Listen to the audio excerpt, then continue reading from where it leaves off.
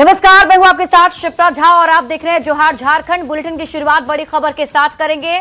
बड़ी खबर आपको बताते हैं, चाईबासा ब्लड बैंक की ओर से HIV संक्रमित खून चढ़ाए जाने का मामला फिर अब तूल पकड़ता दिख रहा है। HIV संक्रमित हुए 5 बच्चे न्याय की मांग को लेकर हाईकोर्ट पहुंचे हैं। पीड़ित बच्चों ने अपने अभिभावकों के माध्यम से हाईकोर्ट में याचिका दाखिल की है। याचिका के जरिए दोषियों के खिलाफ मामला दर्ज करने का आदेश देने का कोर्ट से आग्रह किया गया है और इसी के साथ हाईकोर्ट की निगरानी में SIT गठित कर पूर्ण निष्पक्ष और समयबद्ध जांच कर सभी जिम्मेदार व्यक्तियों और संस्थाओं के विरुद्ध आपराधिक दायित्व तय करने का आग्रह भी किया गया है। तो इस वक्त की बड़ी खबर आपको चाईबासा से बता रहे हैं। न्यूज 18 संवाददाता रुपेश प्रधान अधिक जानकारी के साथ जुड़ गए हैं।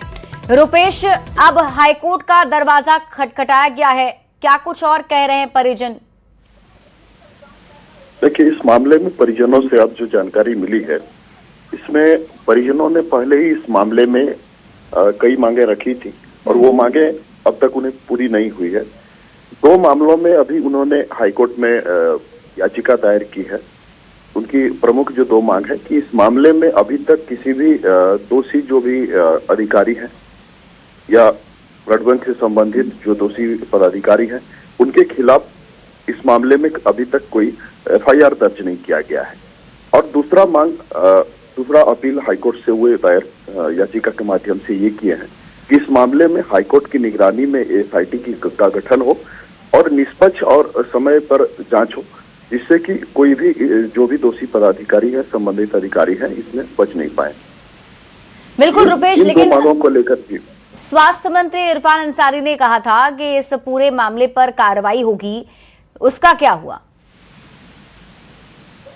देखिए, बिल्कुल इन्हीं बिंदुओं को लेकर इन्होंने मांग की है और इस मामले में जिस वकील द्वारा इन अभिभावकों का अपील दायर किया गया है, उनके मुताबिक आगे भी एक अपील इसमें दायर किया जाएगा जिसमें अन्य मांगे शामिल होगी।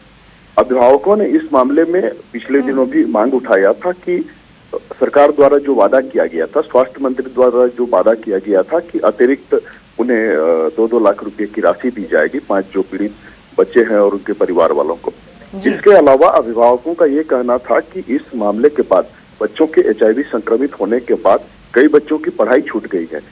एक बच्चे का मामला ये भी सामने आया कि वो उसका परिवार चाईबासा में भाड़े के घर में रहकर स्कूल में, प्राइवेट स्कूल में पढ़ाई करते थे, लेकिन जब बच्चे के HIV संक्रमित होने का मामला सामने आया तो भाड़ेदार द्वारा उन्हें घर से हटा दिया गया। इस तरह अन्य जो भी पीड़ित परिवार हैं, उनके सामने इस तरह की कई समस्याएं आई हैं।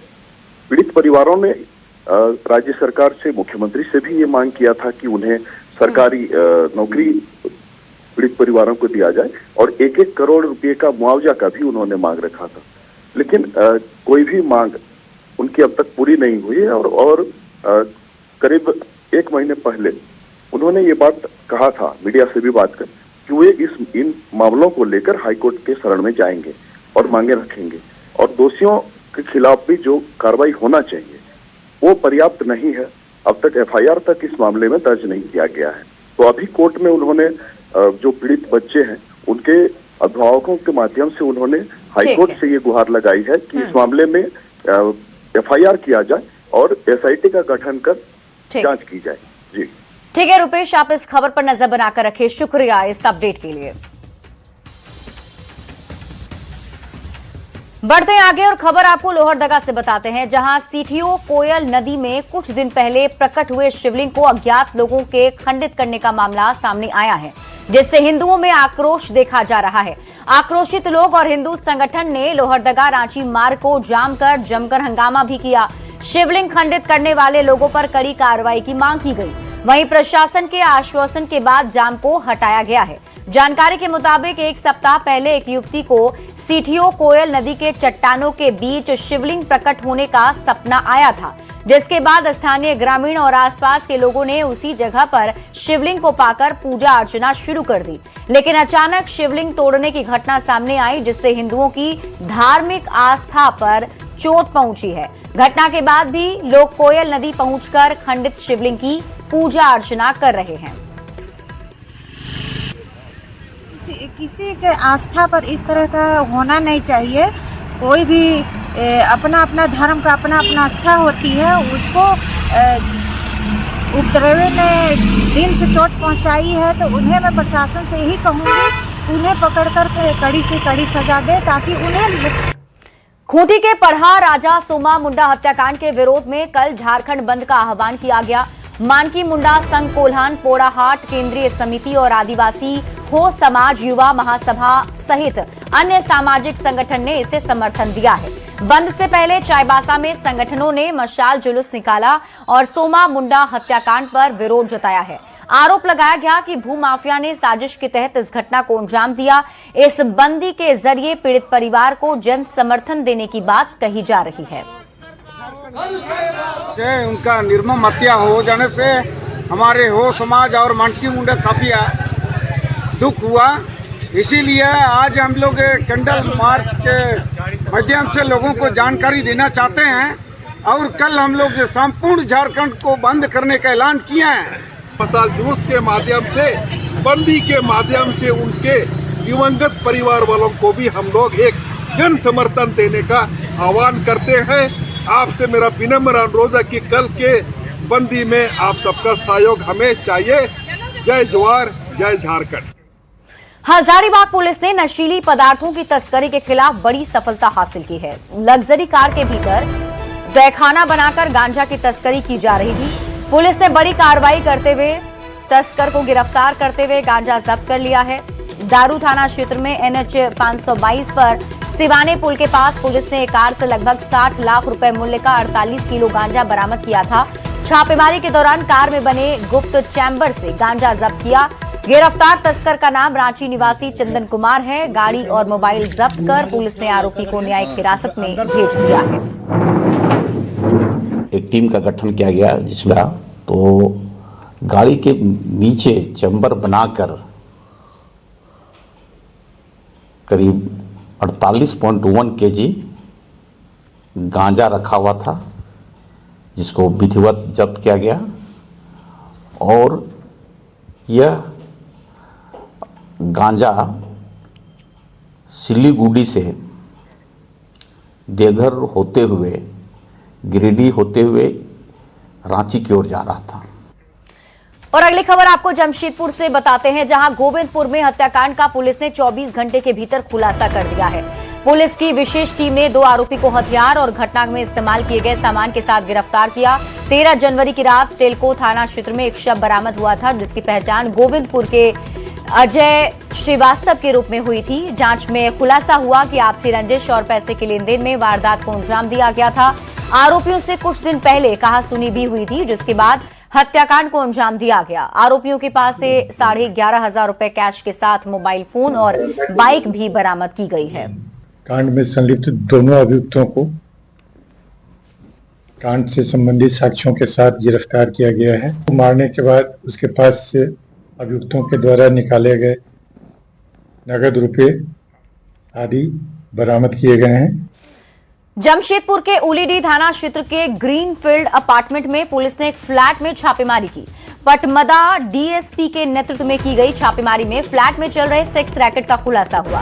फ्लैट से 5 से 6 लड़कियों को हिरासत में लिया गया और कई आपत्तिजनक सामान बरामद किए गए। छापेमारी के दौरान पुलिस को देखकर कई युवक मौके से फरार हो गए, जिनकी तलाश अभी भी जारी है।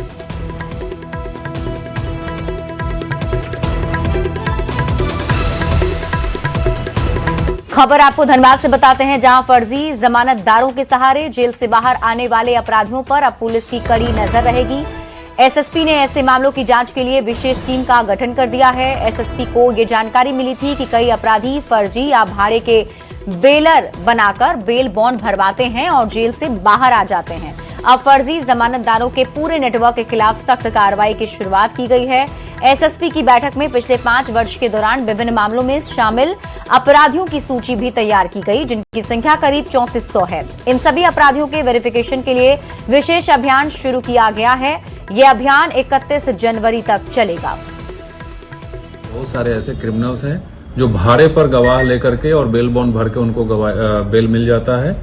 उस पर भी एक टीम हमारी काम शुरू कर दी गई है। और वैसे गवाह जो किसी भी अपराधी को न जानते हैं न पहचानते हैं, सिर्फ पैसे के लालच में उनके बेल करने में मदद करते हैं और बेल बॉन्ड भरते हैं, उन पे भी बहुत सख्ती से हम लोग प्रहार करने वाले हैं। उनकी भी सूची तैयार की जा रही है। इनफैक्ट 3-4 जो अपराधी तुरंत बेल पर बाहर निकले हैं, उसमें 2 लोगों को चिन्हित भी कर लिया गया है, जो लोग पैसा लेकर के बेल बॉन्ड भरे हैं और बेल कराने में सहायता किए हैं। हम लोग उस पर भी बहुत जल्द टूटेंगे।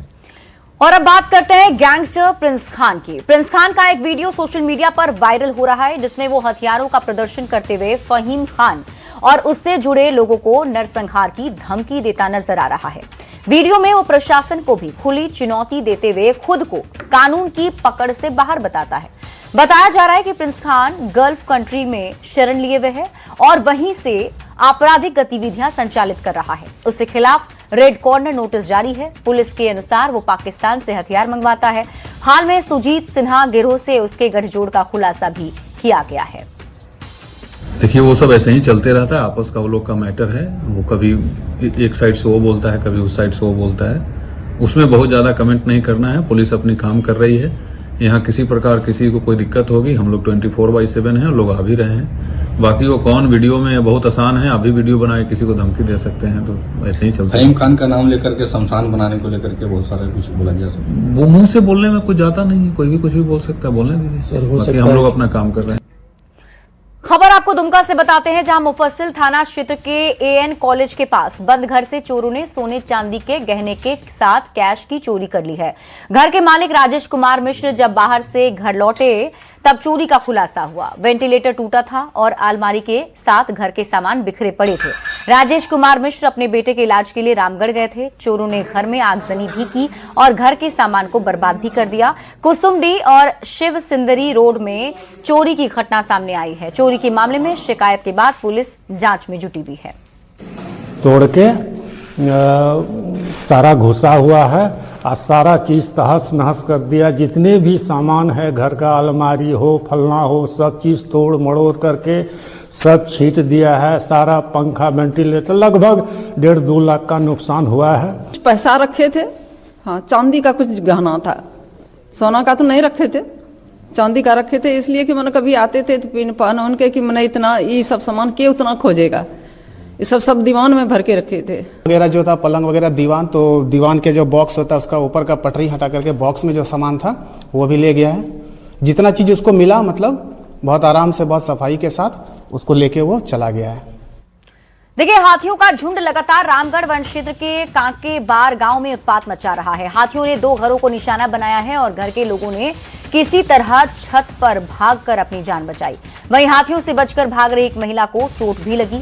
लोगों की माने तो हाथियों का झुंड 20 दिसंबर से कांके बार के जंगल में मौजूद है और हर दिन गांव में घुसकर उत्पात मचा रहा है, जिससे लोग रत जगह करने को मजबूर हैं। वन विभाग ने क्विक रिस्पांस टीम के साथ थर्मल ड्रोन कैमरे के इस्तेमाल से हाथियों के लोकेशन पर नजर रखने की बात कही है। हाथियों का उत्पात रामगढ़ वन क्षेत्र के कांकेबार गांव में लगातार जारी है। देख सकते हैं, ये चंदन महतो का कच्चा मकान है सीट का।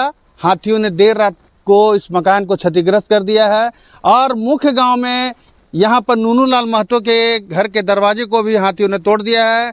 संजोग था कि गांव वाले जागे हुए थे, पहरेदारी कर रहे थे और हाथियों को किसी तरह से हल्ला करके भगा दिया। आप देख सकते हैं एक महिला का ये हाथ भी जो है फ्रैक्चर, ये बता रही हैं कि हाथ फ्रैक्चर हो गया। हाथी को देख करके ये बदमाश होकर भाग रही थी। क्या नाम है? कलावती देवी। कैसे हुआ ये? हाथी हमार गिरिल कर थी, लपका रहा था तो डरे हम दौड़ने लगे तो गिर गया। कितने बजे हाथी आया था? 4 बजे। माथा को जो है दरवाजा के अंदर कर दिया। पूरा परिवार आप लोग अंदर थे उस समय? उस समय अंदर थे, लेकिन दौड़ करके हम लोग छत के ऊपर चले गए थे। अच्छा, तो मतलब बाल बच्चे हैं? हाँ, बाल हाथी भागा कैसे? भागा, हम लोग हल्ला करने लगे, शोर करने लगे। हाँ। तब जा करके वो माने घर से मुंडी अपना सिर जो है निकाला, उसके बाद दौड़ना शुरू किया। थर्मल कैमरा लगा हुआ है, एक नाइट है, एक डे है। तो हाथी का लोकेशन उससे मिल जा रहा है जी। और कितनी क्वाटी काम कर रही है यहाँ? अभी हमारे साथ 2 क्वार्टी लगातार उस कैमरे के साथ, ड्रोन के साथ और स्टाफ के साथ, और कुछ गांव वाले लोग भी मदद करते हैं। उन लोग के साथ हम लोग डेली नज़र रखे हुए हैं। वन विभाग दावा करता है कि क्वाटी टीम आ रही है, थर्मल लैस कैमरे और ड्रोन कैमरे भी उड़ाए जा रहे हैं, लेकिन रिजल्ट जो है शून्य है। हाथी जो है 20 दिसंबर से कांकेबार और कच्चू दाग के जंगलों में ही लगातार बने हुए हैं और ग्रामीण रजगा करने को मजबूर हो रहे हैं। जावेद खान, न्यूज़ 18 रामगढ़। पलामू में शनिवार को केंद्रीय कोयला राज्य मंत्री सतीश चंद्र दुबे आएंगे। वे पांडव प्रखंड के राजहरा में 1.5 दशक से बंद सीसीएल के राजहरा कोल प्रोजेक्ट का उद्घाटन करेंगे। पलामू सांसद विष्णु दयाल राम बंद माइंस चालू कराने को लेकर लगातार जुटे थे। सांसद ने कहा कि प्रोजेक्ट चालू होने से इलाके के लोगों को प्रत्यक्ष और अप्रत्यक्ष रूप से रोजगार मिलेगा। बता दें कि एशिया का नंबर 1 कोयला production project Rajhara coal mines में 2010 से उत्पादन बंद था। लोगों को 2 प्रकार से प्राप्त होगा, एक प्रत्यक्ष रूप से, दूसरा अप्रत्यक्ष रूप से। प्रत्यक्ष रूप से स्थानीय लोगों को वहाँ पर नौकरी मिलेगी, जितनी आवश्यकता होगी सीसीएल को नौकरी पर रखने के लोगों की उतनी संख्या में सीसीएल रखेगा, या जिस प्राइवेट कंपनी को मिला है वो प्राइवेट कंपनी वाले रखेंगे। तो सीधे तौर पर तो कुछ लोगों को नौकरी मिलेगी, लेकिन अप्रत्यक्ष रूप से वहाँ पर रोजगार बढ़ेगा, व्यवसाय बढ़ेगा। CM Hemant Soren world economic forum और यूनाइटेड किंगडम की यात्रा पर हैं और इस दौरान विश्व स्तर पर ऊर्जा क्षेत्र के अग्रणी निवेशकों, टेक्नोलॉजी प्रोवाइडर और ऊर्जा के क्षेत्र में नीति निर्माण करने वाले संस्थानों के साथ झारखंड का संवाद होगा। सीएम हेमंत सोरेन न प्राकृतिक स्रोतों से उत्पादित की जाने वाली ऊर्जा ग्रिड आधुनिकीकरण, ऊर्जा भंडारण, स्वच्छ ईंधन से जुड़े निवेश के अवसरों के बारे में बताएंगे। सीएम के नेतृत्व में गया प्रतिनिधिमंडल जानकारी देगा कि भारत ने नेट जीरो टारगेट और ग्रीन इकोनॉमी की दिशा में दुनिया के साथ कदम से कदम मिलाने का जो संकल्प लिया है उसे झारखंड दोहराएगा।